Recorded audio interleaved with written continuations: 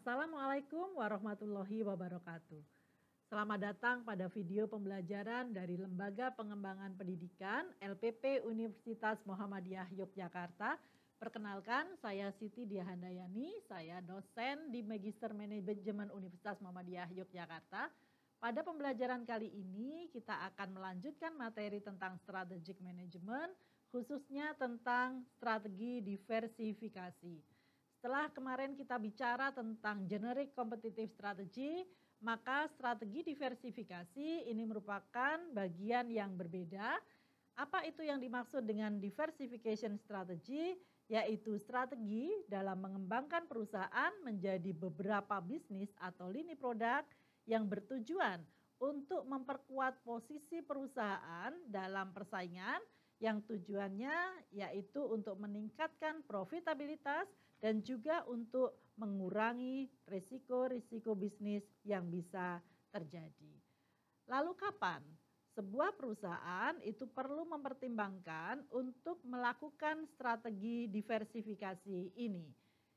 Yaitu ketika perusahaan itu sudah berada pada kapabilitasnya dan juga memiliki peluang untuk menggunakan strategi ini, yaitu ketika pertumbuhan perusahaan pada core bisnis itu sudah mencapai pada kematangan dan permintaan pembeli itu sudah terlihat mulai stagnan dan juga menurun. Ada 3 tahapan di dalam strategi diversifikasi. Yang pertama adalah memilih industri-industri baru yang akan dimasuki. Kemudian yang kedua adalah mengejar peluang untuk meningkatkan hubungan di dalam rantai nilai antar bisnis dan strategi yang sesuai dalam meningkatkan keunggulan kompetitif. Dan yang ketiga adalah melaksanakan strategi untuk meningkatkan kinerja dari beberapa perusahaan yang telah dipilihnya. Kemudian apa saja strategi diversifikasi ini? Ada 3 macam strategi yang bisa dipilih oleh perusahaan khususnya untuk strategi diversifikasi. Yang pertama adalah perusahaan bisa melakukan diversifikasi pada bisnis-bisnis yang terkait dengan bisnis utamanya.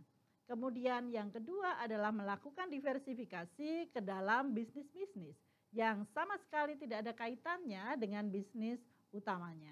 Kemudian yang ketiga bahwa perusahaan itu bisa melakukan kedua-duanya. Artinya bahwa dia bisa masuk ke dalam bisnis yang terkait maupun bisnis yang tidak terkait. Apa saja yang dilakukan oleh perusahaan ketika dia masuk ke dalam bisnis-bisnis yang terkait atau yang sering disebut sebagai diversifikasi konsentris. Ketika perusahaan bersaing pada industri di mana industri tersebut dalam pertumbuhan yang lambat, sementara produk baru yang terkait tersebut dirasa mampu untuk meningkatkan penjualan secara signifikan dan produk baru tersebut memiliki atau bisa dijual dengan harga yang mampu bersaing, serta produk saat ini mulai decline dan juga memiliki manajemen yang kuat. Maka pada posisi-posisi tersebut perusahaan bisa memilih diversifikasi untuk produk-produk atau untuk bisnis-bisnis yang bersifat bisnis terkait.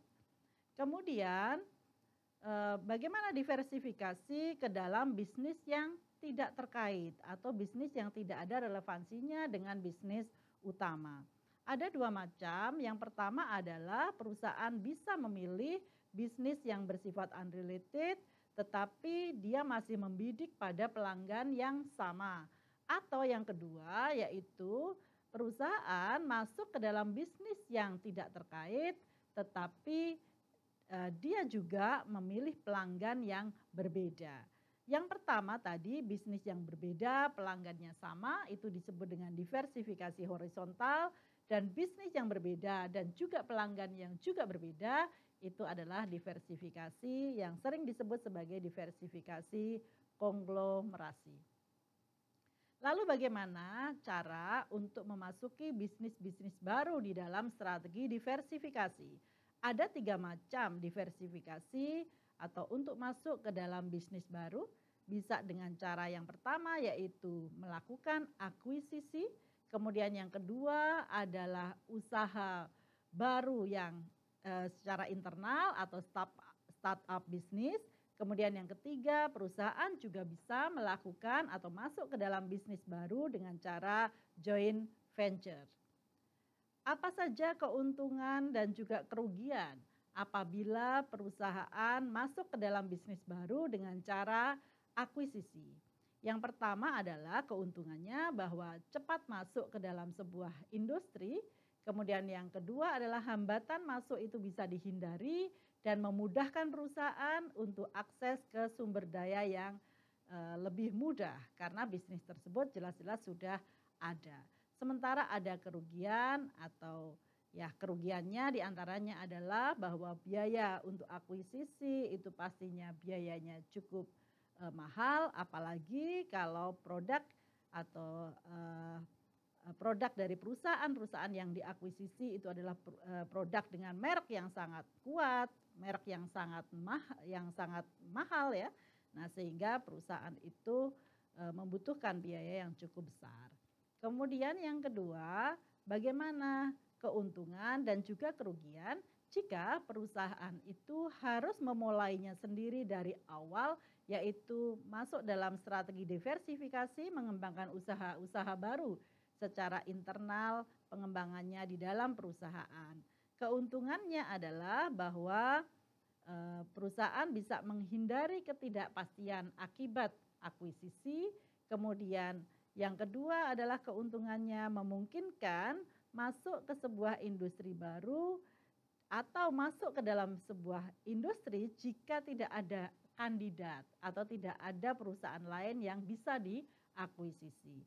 Sementara kerugian di dalam pengembangan usaha baru, yang pertama adalah harus mengatasi hambatan untuk masuk ke industri, kemudian membutuhkan investasi yang luas dalam mengembangkan kapasitas produksi dan kemampuan bersaing, serta kemungkinan adanya penolakan secara internal dalam sebuah organisasi terhadap perubahan-perubahan dan inovasi. Demikian tadi penjelasan mengenai strategi diversifikasi yang merupakan bagian dari mata kuliah Strategic Management di program Magister Manajemen Universitas Muhammadiyah Yogyakarta. Sampai ketemu lagi pada video pembelajaran berikutnya. Terima kasih atas perhatiannya. Assalamualaikum warahmatullahi wabarakatuh.